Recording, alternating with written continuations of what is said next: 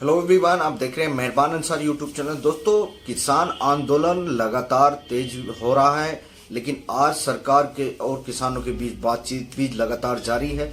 लेकिन कुछ खबरें आ रही हैं जो मैं आपको अपडेट दे देता हूं, और लगातार ये खबरें काफ़ी गंभीर हैं, और जिसमें बताया जा रहा है कि किसानों को लगातार गोलियां चल रही हैं, और ये सारी खबरें फैल रही हैं सोशल मीडिया पर। कई लोग घायल भी हुए हैं।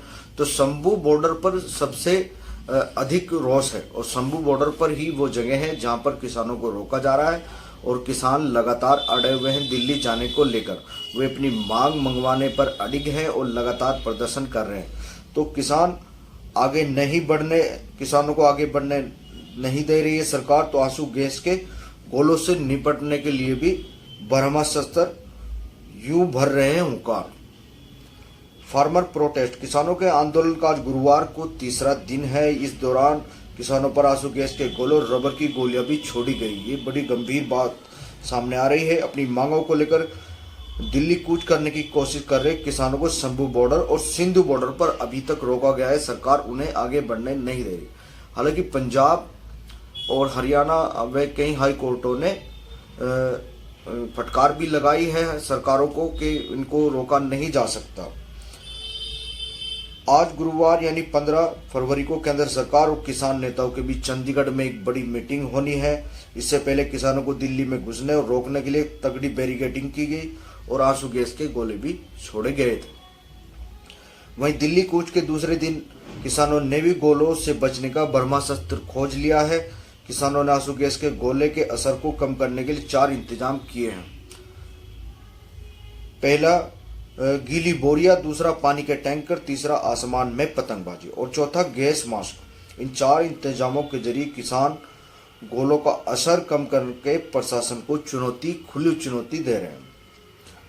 मंगलवार 13 फरवरी को किसानों ने यह तरकीब बहुत ज्यादा नहीं अपनाई थी, लेकिन बुधवार 14 फरवरी को बड़ी संख्या में बोरियों को पानी से भिगोकर रखा गया, और जैसे ही आंसू गैस का कोई गोला उनके पास भीड़ में आकर गिरता, कुछ किसान गीली बोरियां उन पर डाल देते ताकि आंसू गैस का असर ठंडा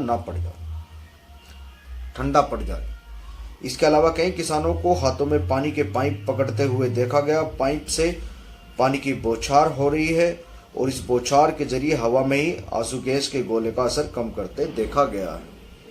बाकायदा किसानों ने पानी के टैंकर मंगवा लिए हैं, जिसके पानी का इस्तेमाल फुहारा बरसाकर गैस के गोलों का असर हल्का किया गया है। मंगलवार को दिन से लेकर रात तक किसानों और पुलिस के बीच झड़प का सिलसिला काफी जारी रहा। दिन में जहां पुलिस ने ड्रोन से आंसू गैस के गोले बरसाए, वहीं रात को किसानों के भीड़ को तितर बितर करने के लिए टीयर गन से आंसू गैस के गोले छोड़े गए, जिसका सामना किसानों ने गैस मास्क पहनकर भी किया। और ड्रोन को कैसे उन्होंने पकड़ा और कैसे गिराया, ये भी मैं आपको बता देता हूँ।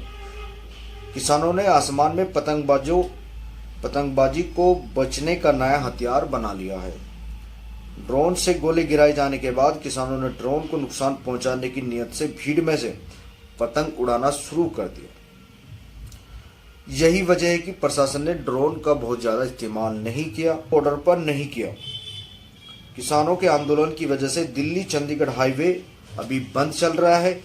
इस रास्ते पर आवाजाही नहीं हो रही। जिस शंभू बॉर्डर पर किसान जमा है वो पंजाब हरियाणा की सीमा पर अंबाला शहर से 5 किलोमीटर की दूरी पर है।